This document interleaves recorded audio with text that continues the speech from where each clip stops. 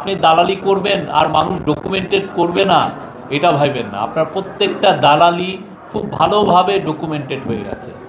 আপনি কোথায় আপনি যেই কাজগুলো করেছেন, দালালি তো শুধু 1 থেকে 36 জুলাই পর্যন্ত তো আর করেন নাই। আপনার দালালি শুরু হয়েছে সেই 2009 থেকে। আপনি বড় বড় ম্যাসাকারের বয়ান তৈরি করেছেন। আমি এখানে যারা আজকে 1 থেকে 36শে জুলাইয়ের যারা কাজ করেছেন, জার্নালিজম কি হয়েছে এটার, আমি সবাইকে বলবো যে আপনারা এর আগে যতগুলো ঘটনা ঘটেছে বড় বড় ঘটনা সেগুলো ডকুমেন্টেশন করেন। এটা খুব ইম্পর্টেন্ট।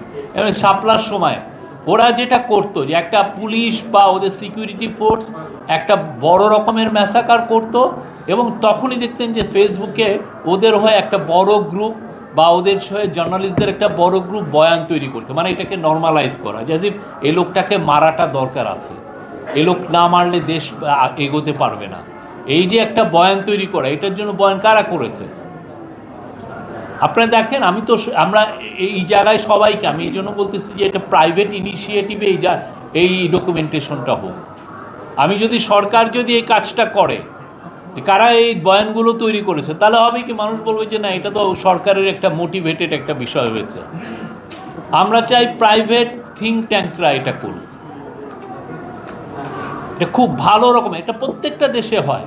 আপনি সেকেন্ড ওয়ার্ল্ড ওয়ারের পরে দেখেন ওরা দেখেছে কারা কারা নাজি বয়ান, নাৎসিদের বয়ান কারা তৈরি করেছে, বা মুসোলিনির সময় দেখেন, বা স্পেনে ফ্রাঙ্কোর সময় দেখেন কারা কারা তার হয়ে বয়ান তৈরি করেছে। খুবই স্পষ্ট, খুব ভালোভাবে ইউনিভার্সিটিগুলো, জার্নালিস্ট গ্রুপগুলো এই রিসার্চগুলো করেছে, করে দেখিয়েছে যে কিভাবে এই বয়ানগুলো তৈরি করেছে। বয়ানগুলো তৈরি করার মূল কারণ কি? মূল কারণ হচ্ছে ডিক্টেটরশিপের হাতকে বলিষ্ঠ করা, আপনার আমার অধিকারকে খরণ করে নেওয়া। আপনাকেই বলা আপনাকে মারবে, আপনাকে মেরে আবার জনগণকে বলবে যে না, আপনার মারাটা তার যৌক্তিক ছিল, আপনার অধিকারটা সে খরণ করে নেবে। তখন কিন্তু কিছু সাংবাদিক আবার এই বয়ানটা করবে যে না, ওর অধিকার হরণ করাটা সঠিক ছিল।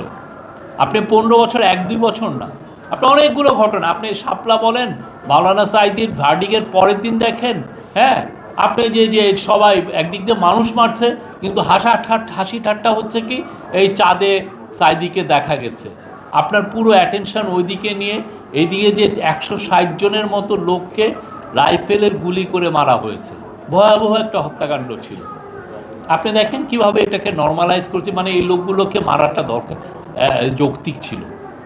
তারপরে আপনি ওই যে খালেদা জিয়ার যে একজন লিডার অফ দ্য অপোজিশন, তার বাসার সামনে আপনি দিয়ে দিচ্ছেন, কি যেন বালির ট্রাক দিয়ে দিচ্ছেন, এবং কিছু সাংস্কৃতিক কর্মী ওইখানে আবার যাচ্ছেনও এটাকে করার জন্য। এবং ওইটারে আপনার ওই সময়ে ফেসবুকগুলো দেখেন, যারা যারা এটা বলছেন, এটা কি ভয়াবহ একটা সময়। তো এই সময়টাকে আমরা খুবই মেটিকুলাসলি আমরা এইটাকে রিসার্চের মাধ্যমে রাখব। কার কী করেছেন, কে কীভাবে বয়ান তৈরি করছেন, কেউ যেন এটা বয়ান তৈরি করবেন আর আপনার সম্পর্কে লেখা হবে না এটা ভাইবেন না। প্রত্যেকটা জিনিস ওয়েল ডকুমেন্টেড থাকবে। আমাদের আগের জেনারেশন আমরা এটা ফেল করেছি। আমরা 74-এর ফ্যামিনকে নিয়ে লিখতে আমরা ফেল করেছি। আমরা রক্ষী বাহিনীর যে অত্যাচার সেটা নিয়ে আমরা ফেল করেছি। আমাদের এর আগে প্রচুর সমস্যা হয়েছে, প্রচুর আমাদের ফেলুর ছিল আমাদের যে রাষ্ট্র হিসাবে। প্রত্যেকটা জায়গায় আমরা এই ডকুমেন্টেশনে ফেল করেছি। আমরা এইবার জন্য ফেল না করি। কেন আমরা ফেল করব, মানে কেন আমাদের আমরা যাতে ফেল না করি, এটার মূল কারণ হচ্ছে আমরা চাই আমাদের ফিউচার জেনারেশন যাতে আমরা যেটা ফেস করেছি সেটা যেন ওরা ফেস না করে।